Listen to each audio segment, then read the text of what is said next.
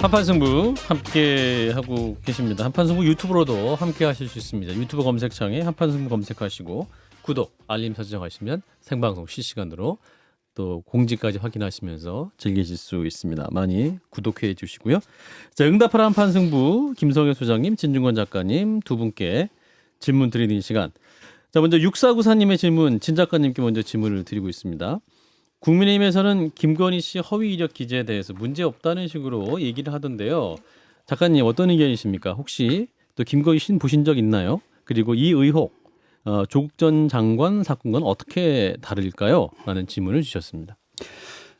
그 캠프 측의 해명 중에서 뭐 올바른 해명도 있고 올바르지 않은 해명도 있습니다. 네. 그런데 제가 볼 때는 분명히 경력을 허위로 과장한 것은 사실로 보이거든요. 예. 그리고 일부는 본인도 인정을 했고 제가 이제 문제 삼는 건 뭐냐면은 결혼하기 이전의 일이고 뭐 이런 식의 변명을 할 게 아니라 예. 일단은 절대 변명해서는 안 됩니다. 무조건 잘못했다, 어리석었다, 반성한다 이런 코드로 가는 게 맞다고 보고요.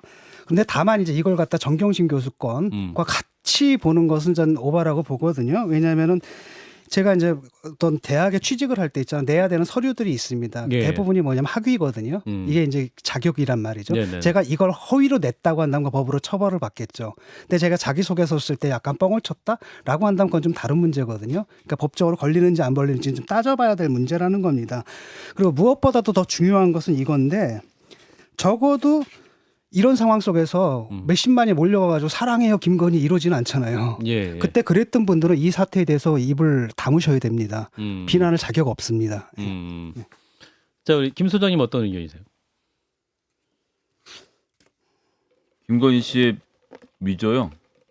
네, 오늘 그 관련한 논란에 대해서 이거 사실 이전에도 이것뿐만 아니라 대략 한 5개 정도 학교에서 시간 강사, 겸임 교수 등을 했는데 최근 2014년까지 허위 이력을 한 번도 빠짐없이 제출을 했어요. 심지어 초반에는 나가지도 않은 학교에 나간 것처럼 교사인 것처럼 속이기도 했고 나중에 가서는 조금씩 올라가서 뭐 한림 성심대를 한림대로 표시한다든지 그다음에 시간 강사를 했던 것을 정교사로 표시한다든지 그것도 꼭 왜 여성을 역으로 올려서 표시하는지 모르겠지만 여하튼 지속적으로 10여 년에 걸쳐서 거짓 학력을 기재해 온 것이거든요. 이게 결혼 전과 결혼 후가 다르다라는 것은 잘 이해가 안 되는 문제고요.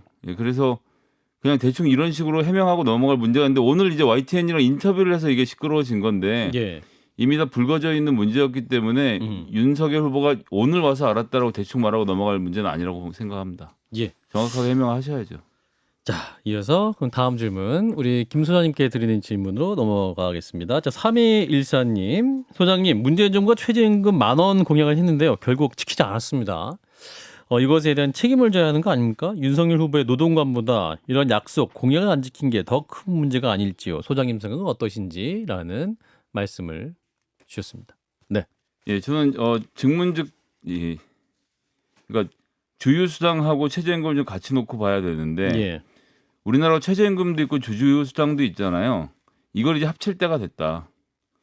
그러니까 주휴수당이라는 게 존재했던 이유는 이제 노조랑 대기업이 협상을 할 때 주휴수당 제도가 있어야 통상임금이 좀 낮아지는 그런 이득이 있었기 때문에 해왔던 제도거든요.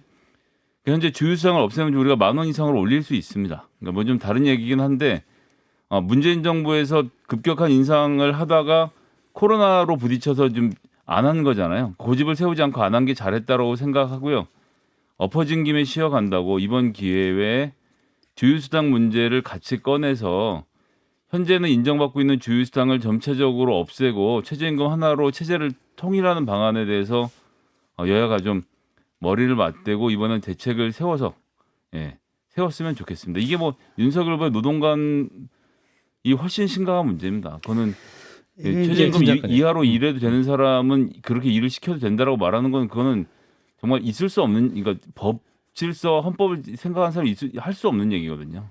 뭐 최저임금 관련한 질문이었기 때문에요. 진 작가님도 이게 이제 이런 문제입니다. 처음에 이분들이 갑자기 10,000원을 올리겠다라고 얘기를 했잖아요. 근데 예, 그 예. 10,000원의 산출 근거가 없어요.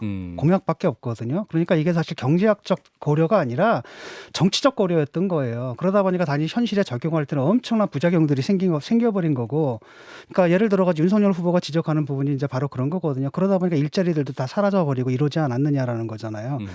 근데 그러다 보니까 이제 못 올린 겁니다. 왜냐하면 이게 올린다라는 게 아주 시장과의 관계 속에서 잘 봐야 되거든요. 시장이 얼마나 충격을 할 수 있느냐. 예를 들어가 생각해 보세요. 내가 100kg로 한 대 얻어맞는 거나 20kg로 5번에 나눠서 얻어맞는 거. 결과는 같지만 예. 그 데미지는 차이가 있거든요. 근데 그런 생각을 못했던 것들이 결국 이렇게 나타난 거고, 왜 10,000원으로 못 올렸느냐. 이건 뭐 대통령이 올리고 싶지 않아서 못 올린 건 아니라고 봐요. 대통령이 볼 때도 상황이 올릴 상황이 아니었기 때문에 못 올린 거고, 그래서 저는 뭐 그걸 탓하지는 않습니다. 다만 앞으로 매번 이런 식으로 정책을 경제학적으로 산출을 하거나 뭐 시뮬레이션을 해보거나 이런 게 아니라 그냥 슬로건처럼 쓰고 이거 우리가 할 거야 이렇게 밀어붙이는 그런 태도가 잘못됐던 거. 근데 저는 진 작가님이 데이터를 안 가지고 말씀하시니까 좀 더 불편해졌는데, KDI에서도 연구 결과를 발표했지만 지금 우리나라에, 그러니까 KDI가 중립적으로 보고한 건데, 지금까지 최저임금 인상이 고용 감소를 급격하게 불러오지 않았다라는 의견을 내놓고 있습니다. 그리고 이제 서비스 분야에서 약간의